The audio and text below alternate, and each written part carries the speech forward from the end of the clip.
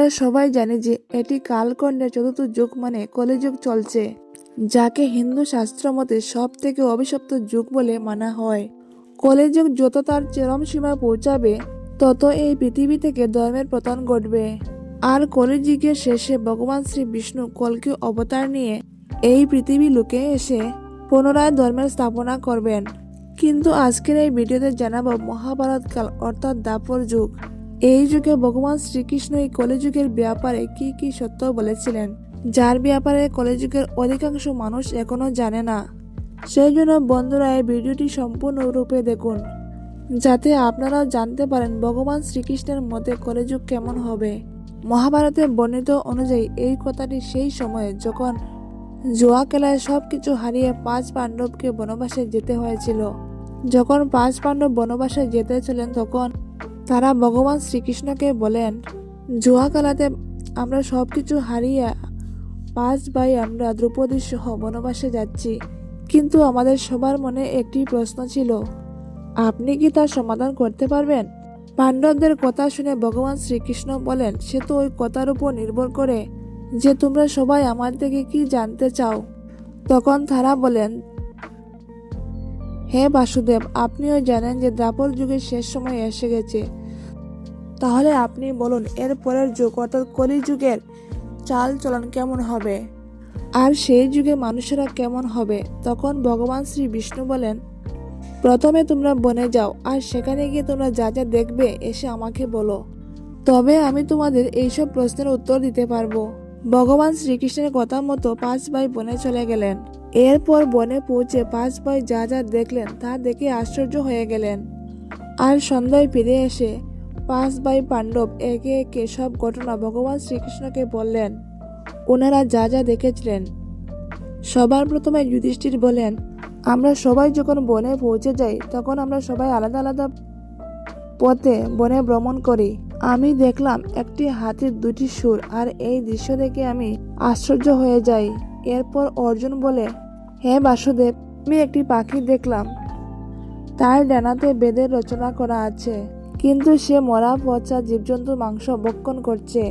অর্জুনের পর ভীম শ্রীকৃষ্ণকে বলেন, হে কৃষ্ণ, আমি দেখলাম এক গাভী বাছুরের জন্ম দিয়েছে, আর জন্মের পর থেকে গাভী তার বাছুরকে এত চাটছে যে ওই বাছুরের শরীর রক্তারক্ত হয়ে গেছে, যা দেখে আমি অবাক হয়ে গেলাম, কিভাবে একজন মা তার বাচ্চার সাথে এইভাবে করতে পারে। এরপর শ্রীকৃষ্ণ সহদেবকে বলেন, সহদেব তুমি বলো, তুমি বনে কি দেখেছ? তখন সহদেব বাসুদেবকে বলেন, হে বাসুদেব, আমি বনে গিয়ে দেখলাম এক জায়গায় 6-7টি কুয়ো আছে, আর আশেপাশে সব কুয়োটিতে জল ছিল, কিন্তু মাঝেরটি ছিল খালি, অথচ মাঝের কুয়োটি ছিল সব থেকে গভীর, কিন্তু এটিতে এক ফোঁটাও জল ছিল না। এই দৃশ্য দেখে আমি তো অবাক হয়ে গিয়েছি, আমি কিছু বুঝতে পারিনি। এরপর নকুল বললেন, হে বাসুদেব, আমি যখন বনে পৌঁছেছিলাম, তখন আমি দেখেছিলাম একটি বড় পাথর পাহাড়ের পাদদেশ দিয়ে গড়িয়ে পড়তে থাকে, এবং এই পাথরকে বড় বড় কোনো বৃক্ষ আটকাতে পারল না, কিন্তু শেষে ছোট একটি গাছের সংস্পর্শে এসে পাথরটি স্থির হয়ে গেল। এরপর যুধিষ্ঠির বাসুদেবকে বলেন, হে বাসুদেব, আমরা 5 ভাই যা যা দেখেছি তা আপনাকে বলে দিলাম, এবার দয়া করে আপনি এর অর্থ বলে দেন।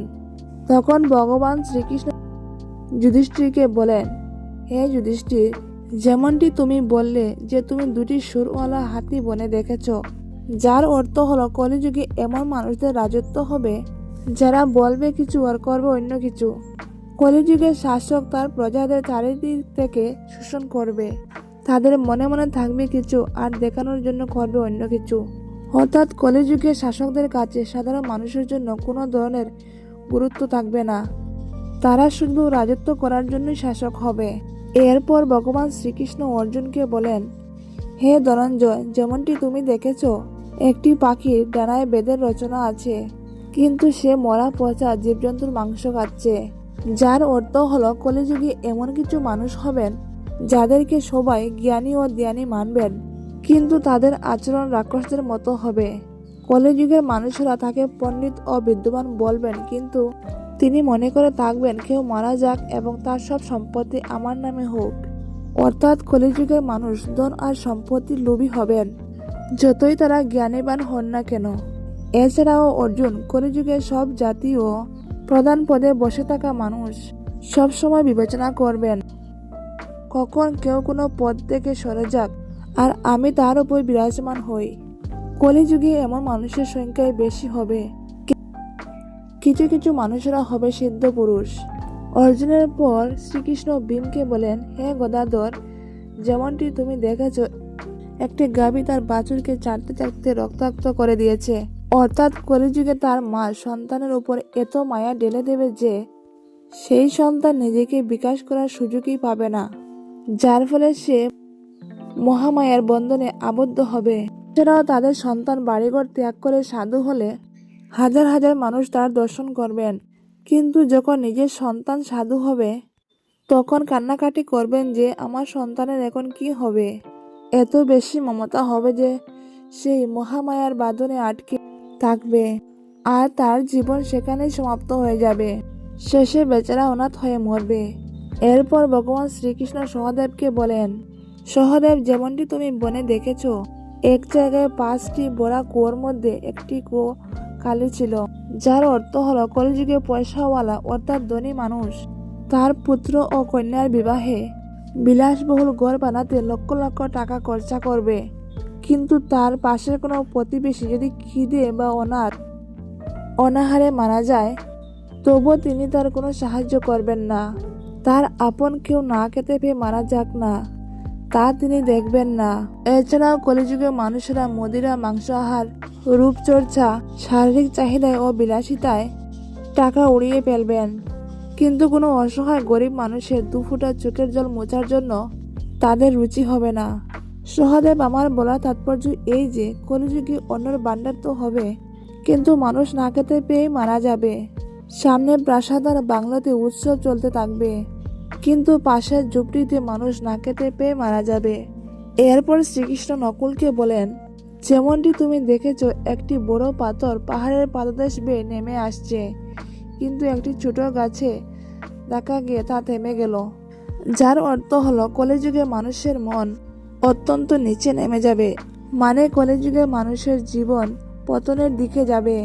আর এমন মানুষদের জীবন টাকার বান্ডেল দিয়েও বাঁচানো যাবে না, না তো ক্ষমতার বৃক্ষ তাকে আটকাতে পারবে, কিন্তু হরিনামের ছোট্ট একটা বৃক্ষে মানুষের জীবন পতন হওয়া থেকে আটকাতে পারে।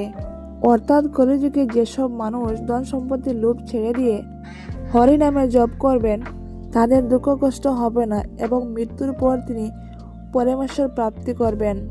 বন্ধুরা, আপনারা হয়তো নিশ্চয়ই দেখে থাকবেন ভগবান শ্রীকৃষ্ণের দ্বারা বলা এইসব কথা সত্যই ঘটতে চলেছে। সেই জন্য মানুষদের উচিত নিশ্চয়ের সাথে ধর্মের পালন করা আর শ্রীহরির নামে ভজন কীর্তন করা, তাহলে তার জীবন সফল হয়ে যাবে। আশা করি ভগবান শ্রীকৃষ্ণের দ্বারা বলা কলিযুগের এই সমস্ত সত্য কথা আপনাদের ভালো লেগেছে। যদি ভিডিওটি ভালো লেগে থাকে তাহলে ভিডিওটিতে অবশ্যই একটা লাইক করবেন এবং চ্যানেলে নতুন হয়ে থাকলে সাবস্ক্রাইব করে আমার পাশে থাকবেন এবং কমেন্ট বক্সে লিখবেন জয় শ্রীকৃষ্ণ, রাধে রাধে। ধন্যবাদ।